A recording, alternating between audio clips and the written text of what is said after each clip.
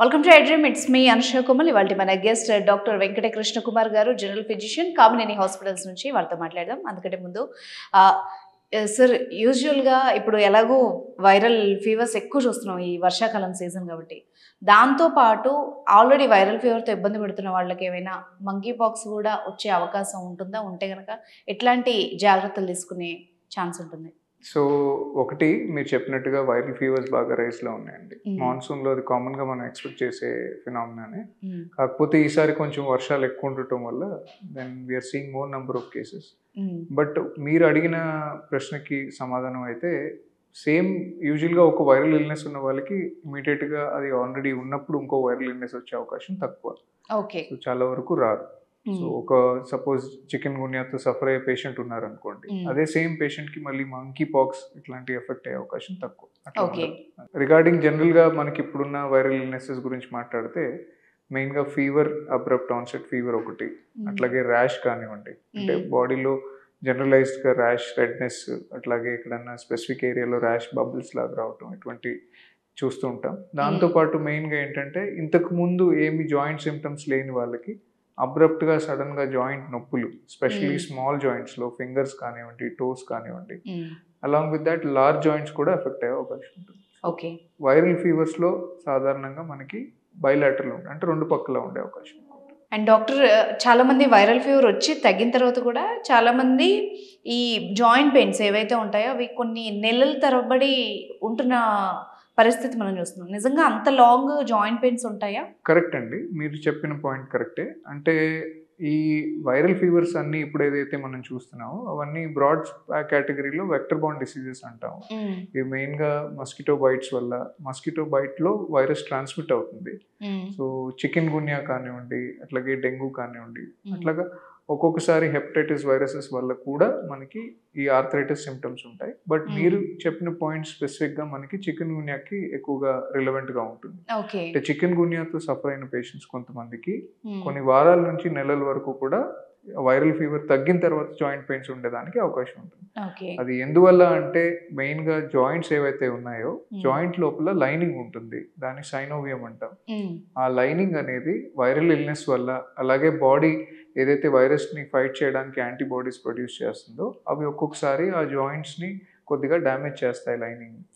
దానివల్ల ఒక్కొక్కసారి residual symptoms, అంటే వైరల్ ఇల్నెస్ తగ్గుతుంది, వైరల్ ఇల్నెస్ తగ్గి ఒక 1 month కూడా అవుతుంది, ఆ తర్వాత కూడా కొద్దిగా జాయింట్ సిమ్టమ్స్ మెయిన్ గా ఏంటంటే స్టిఫ్నెస్ ఆఫ్ ద జాయింట్స్ అంటాం. అంటే ఫ్రీ మూవ్మెంట్ లేకపోవడం, నార్మల్ గా ఏదైతే యాక్టివిటీ చేసుకోగలుగుతారో దానిలో కొద్దిగా ఇబ్బంది ఉండడం, అంటే చేత్తో ఏమైనా వస్తువులు పట్టుకోవడంలో కానివ్వండి, గ్రిప్ చేయడంలో కానివ్వండి, అలాగే నడుస్తున్నప్పుడు వెయిట్ బేరింగ్ జాయింట్స్, యాంకిల్ లో, ఈ నీ జాయింట్ లో కొద్దిగా ఇబ్బందిగా ఉంటుంది. అలాగే కొద్దిగా వాపులు ఉండే అవకాశం, స్వెల్లింగ్ అంటారు, స్వెల్లింగ్ ఉండే ఛాన్స్ కూడా ఉంటుంది. సో ఇవన్నీ ఏం ఇండికేట్ చేస్తాయి అంటే జాయింట్ లోపల లైనింగ్ ఏదైతే మనం అనుకున్నామో అది ఇరిటేట్ అయినప్పుడు ఇటువంటి సిమ్టమ్స్ ఉంటాయి. అండ్ ఇప్పుడు మనం చికెన్ గున్యా కేసెస్ చూస్తున్నాం, డెంగ్యూ కేసెస్ ఫ్రీక్వెంట్ గా కనిపిస్తూ ఉన్నాయి. మరి ఏ విధమైన జాగ్రత్తలు తీసుకోవాలి? ఆల్రెడీ వచ్చిన వాళ్ళు ఎలాంటి జాగ్రత్తలు తీసుకోవాలి? సో ఆల్రెడీ వచ్చిన పేషెంట్స్ గురించి మనం ముందు మాట్లాడదాం. ఏంటంటే మెయిన్ గా ఇప్పుడు సపోజ్ అబ్రప్ట్ గా ఫీవర్, నిన్న బాగానే ఉన్నారు, సడన్ గా పొద్దున్న లేచేసరికి ఫీవర్ ఉంది, అట్లాగే బాగా నీరసం, విపరీతమైన నీరసం, హెడ్ ఏక్, బాడీ పెయిన్స్, జాయింట్ పెయిన్స్, కొద్దిగా ర్యాష్, ఇటువంటి సిమ్టమ్స్ ఉన్న వాళ్ళు మెయిన్ గా ఫస్ట్ ఇమీడియట్ గా దగ్గరలో ఉన్న హాస్పిటల్కి వెళ్ళి ఫిజిషియన్ ని కలవటం ఇంపార్టెంట్. సో అప్పుడు ఏం జరుగుతుందంటే పేషెంట్ కున్న సిమ్టమ్స్ సివియారిటీ బట్టి, అలాగే పేషెంట్ ఎగ్జామినేట్ చేసినప్పుడు మనకున్న ఫైండింగ్స్ బట్టి, సపోజ్ జాయింట్ ఇరిటేషన్ ఎక్కువగా అనిపిస్తే కనుక దానికి తగ్గట్టుగా అడ్మిట్ చేసి ట్రీట్ చేయటమా లేదా ఓపీడీ బేసిస్ లో ట్రీట్ చేయటమా ఆ డాక్టర్ డిసైడ్ చేస్తారు.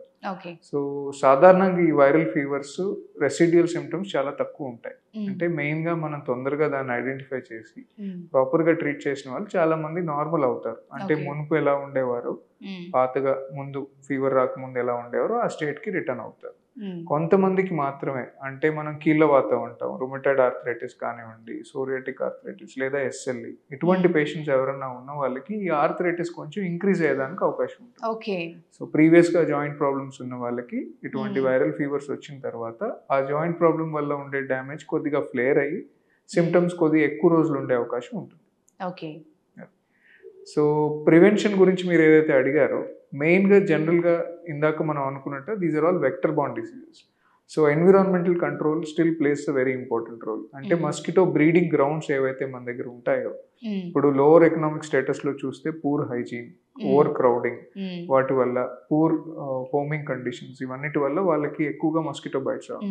When we come to upper and middle class income groups, we have breeding counts because of ఈ ప్లాంట్స్ ఏవైతే ఉంటాయో మొక్కలు, అట్లాగే ఇంట్లో ఉండే వాటర్ కలెక్షన్స్, రెయిన్ వాటర్ ఎక్కడైతే కలెక్ట్ అవుతుందో, ఏదో ఓల్డ్ థ్రోన్ అవే ఫర్నిచర్ ఉంది, లేదా ఎనీ కూలర్స్ ఉన్నాయి, ఇట్లాంటివి ఎక్కడైనా వాటర్ కలెక్షన్ ఉంటుంటే these become breeding grounds for the mosquitoes. So general prevention from mosquito bites, ఏదైతే మస్కిటో నెట్స్ కానివ్వండి, and keeping the bedrooms and other clutter free, కొంచెం క్లీన్గా మెయింటైన్ చేయటం, ఇవన్నీ చేయటం వల్ల కొంచెం మస్కిటో బైట్ ఇన్సిడెన్స్ తగ్గితే ఆటోమేటిక్గా risk of this fevers will be lower. Okay, ఎలాంటి ఫుడ్స్ మనకి హెల్ప్ చేసే ఛాన్స్ ఉంటుంది? ఫుడ్ పర్టికులర్గా ఏం స్పెసిఫిక్ ప్రికాషన్ లేదండి, ఎందుకంటే ఫుడ్ తోటి దీనికి మేజర్ రోల్ ఏమి ఉండదు. ఓకే, సో నార్మల్గా ఏమైనా specific medical conditions related dietary restrictions ఉంటే అవి ఫాలో అవటమే. బట్ వైరల్ ఆర్థరైటిస్ వరకు మనం మాట్లాడుకునే దాని గురించి, ఆర్ వైరల్ ఫీవర్ గురించి అయితే స్పెసిఫిక్ ఫుడ్ రెస్ట్రిక్షన్స్ లేవు. వైరల్ ఫీవర్ వల్ల ఏమైనా గ్యాస్ట్రైటిస్ కానిటువంటివి ఉంటే ఆ సినారియోలో అప్పుడు మనం అడ్వైస్ చేస్తాం, but that will be A hospitalised patient. Okay, so otherwise nothing specific. Okay, right. Thank you very much doctor. Welcome.